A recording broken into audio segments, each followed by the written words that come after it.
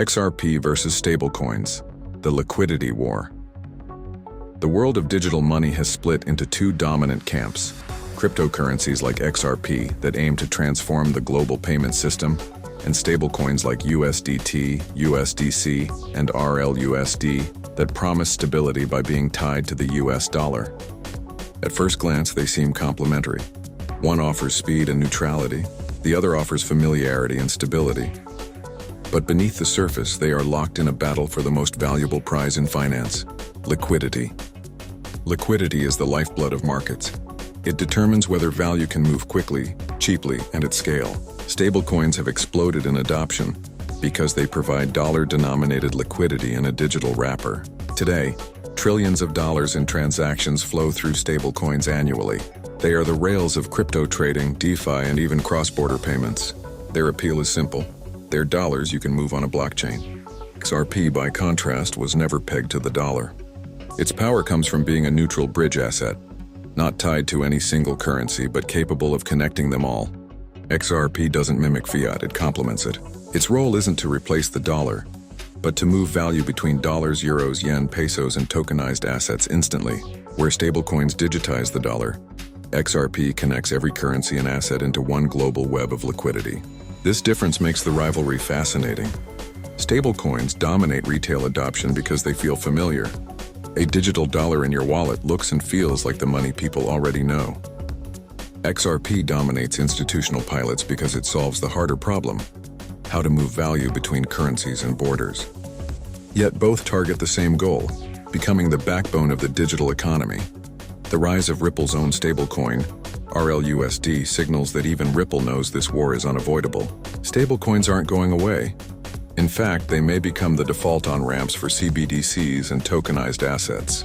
But the big question is whether they can scale beyond being digital dollars and become true settlement infrastructure. XRP already is. This documentary explores the liquidity war between XRP and stablecoins, the rise of USDT and USDC, and why trillions now flow through them. XRP's role as the neutral bridge in RippleNet and tokenization, the launch of RLUSD and Ripple's dual asset strategy, the institutional view. Will banks embrace stablecoins or rely on XRP for interoperability? And the long arc. Can stablecoins and XRP coexist, or will one dominate the flow of global liquidity? Bitcoin may be digital gold.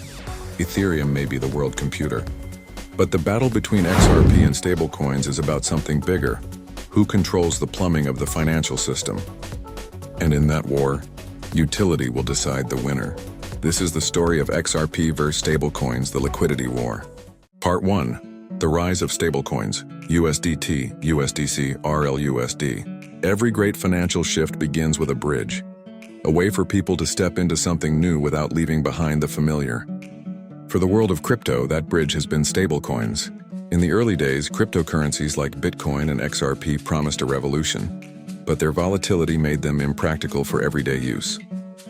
Enter stablecoins, digital tokens pegged to the US dollar, designed to combine the benefits of blockchain with the familiarity of fiat. Instead of gambling on wild price swings, stablecoins let users transact in a currency they knew and trusted. The breakthrough came with Tether, USDT. Launched in 2014, it became the de facto dollar of crypto. Exchanges adopted it as a trading pair. Traders used it to lock in profits, and soon it was moving billions daily. Despite questions about its reserves, USDT's first-mover advantage made it the dominant liquidity source in crypto markets. Then came USD Coin, USDC, launched by Circle and Coinbase.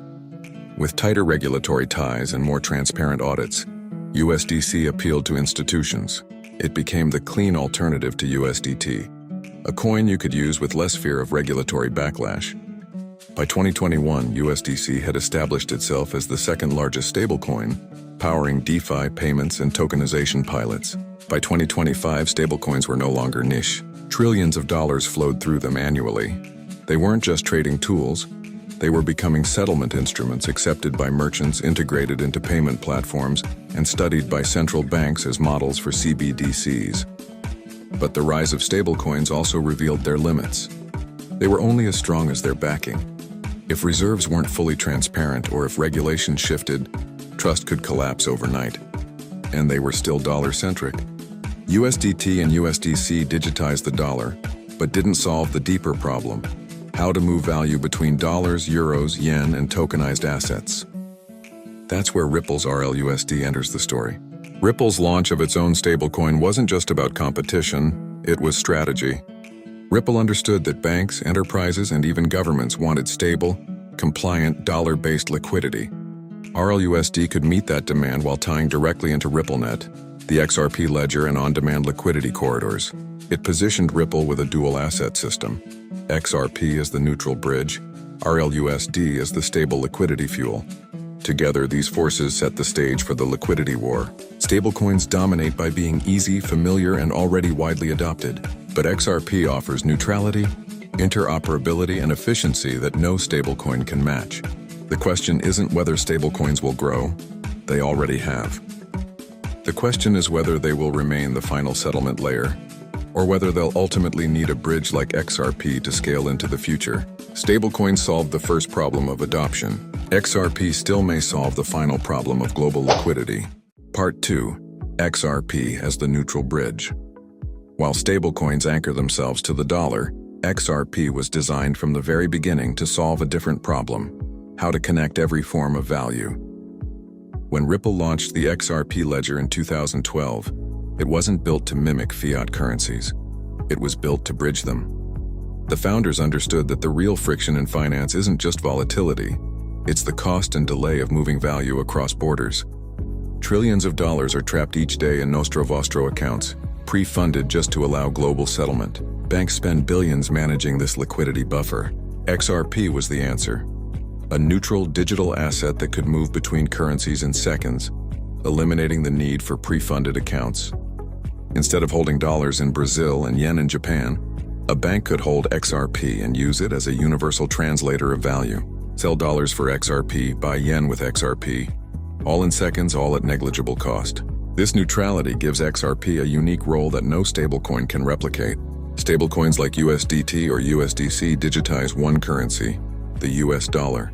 That works for domestic payments or crypto trading. But in a world of multiple sovereign currencies and tokenized assets, being dollar only is a limitation. XRP, by contrast, isn't tied to the fortunes of a single currency. It acts as the bridge between all currencies, all assets, all tokens. Ripple's on-demand liquidity, ODL system, puts this into practice. Instead of wiring money across borders with days of delay, financial institutions can leverage XRP as the settlement layer. Billions have already moved through ODL corridors, reducing costs by up to 70% compared to SWIFT. This is the invisible plumbing that makes tokenization and cross-border finance actually work.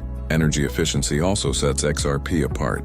Where Bitcoin and Ethereum burn massive amounts of electricity, XRP's consensus algorithm validates transactions quickly, sustainably, and without proof-of-work waste. For banks and regulators who care about ESG goals, this matters. Stablecoins may be green depending on their chain, but XRP was green from day one.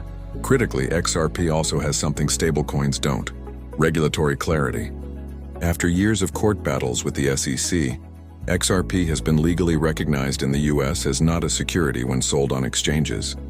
Stablecoins, on the other hand, remain in a gray zone, with lawmakers debating reserve standards, licensing, and systemic risk. Institutions may dabble in stablecoins, but they will trust clarity above all else. XRP doesn't compete by trying to be digital cash in your wallet.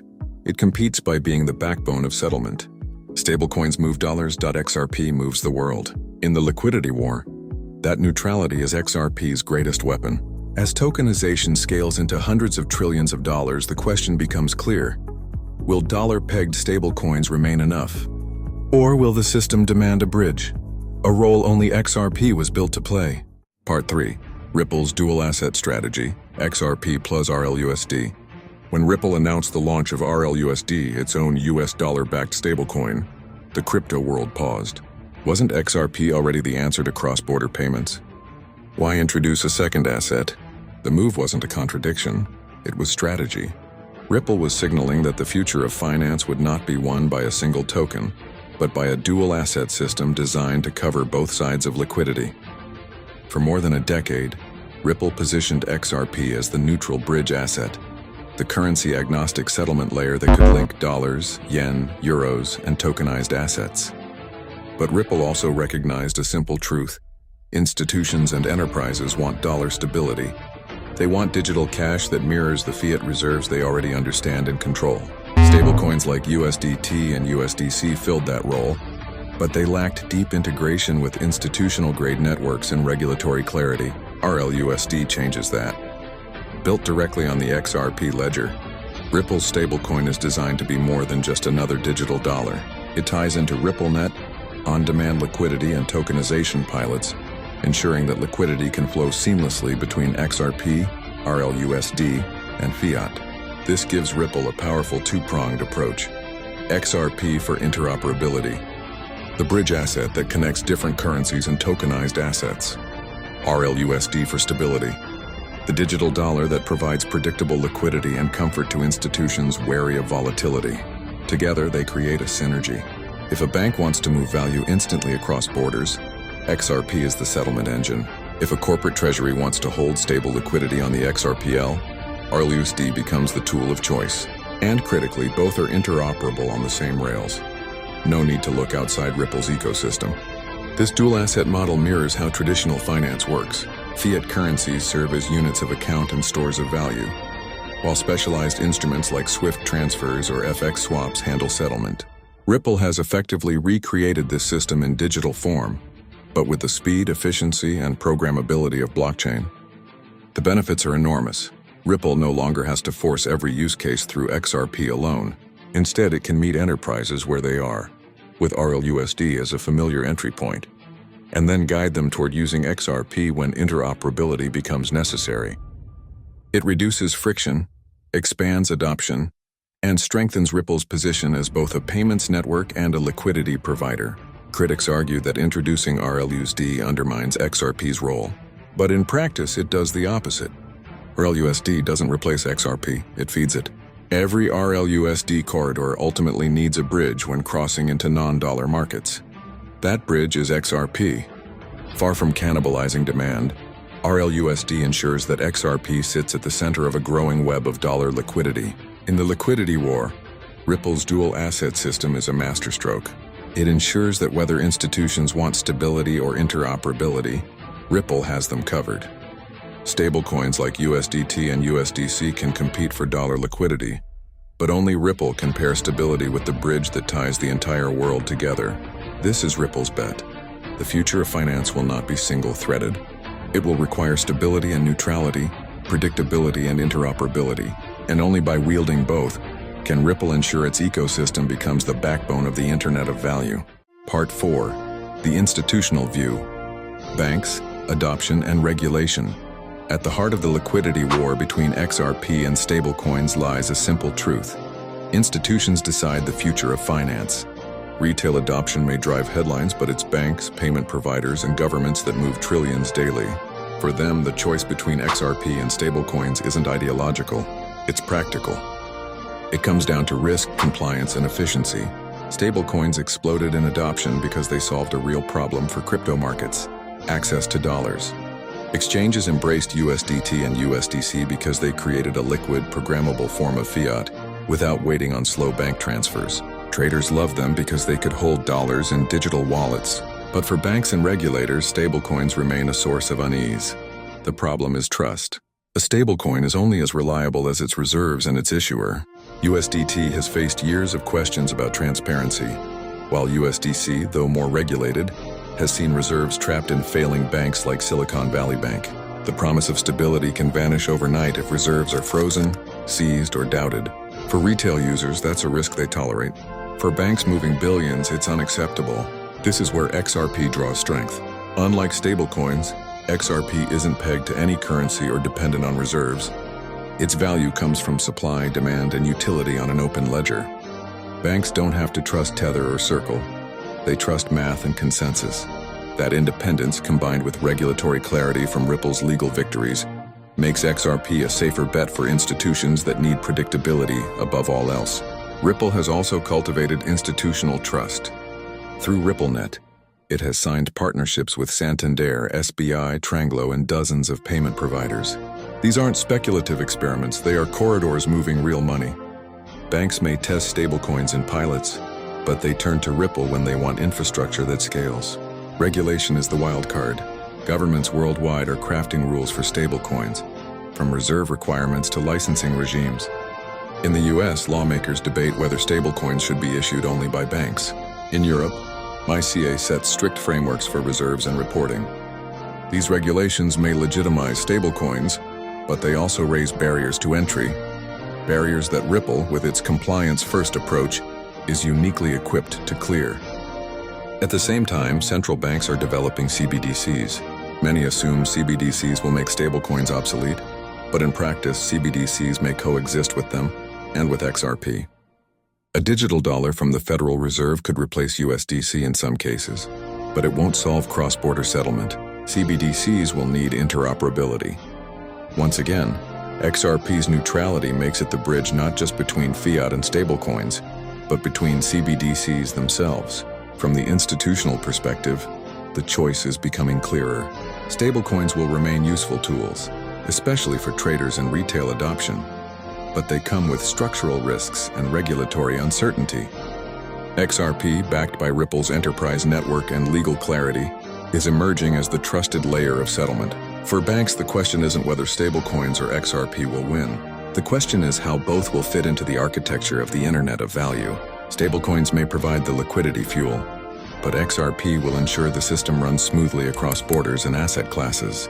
That is why institutions are quietly preparing for a future where XRP doesn't compete with stablecoins. It coordinates them. Part 5. The Long Arc. Can stablecoins and XRP coexist? Every financial revolution begins with competition, but in the long arc of history, survival is rarely about one winner and one loser. It is about ecosystems finding balance. For XRP and stablecoins, the liquidity war may not end in total domination, but in a layered coexistence where each asset plays a role. Stablecoins have already proven their staying power. They provide what people crave, stability and familiarity. A digital dollar feels like money because it is money, backed by reserves. For merchants, consumers, and traders, this makes stablecoins an easy entry point into blockchain finance. They will not vanish simply because XRP exists. In fact, their adoption curve suggests they will become a permanent fixture in digital economies. But stablecoins carry inherent limitations. They remain tied to fiat, which means they are tied to the politics, inflation, and monetary policies of the currencies they represent. A dollar-backed stablecoin is not neutral. It carries the weight of US financial dominance. For some governments and corporations, that's a feature. For others, it's a risk. XRP, by contrast, is untethered. It isn't bound to any central bank or issuer. It exists as a digital neutral asset, free-floating, bridging between stablecoins, CBDCs, and tokenized assets. That neutrality makes it uniquely suited for settlement at scale. While stablecoins can dominate retail transactions and institutional pilots, XRP is positioned to handle the invisible backbone of global finance, moving trillions across borders in real time. This suggests a future where the two don't just coexist, they depend on each other. Imagine a world where stablecoins provide the fuel of liquidity, while XRP acts as the engine of interoperability.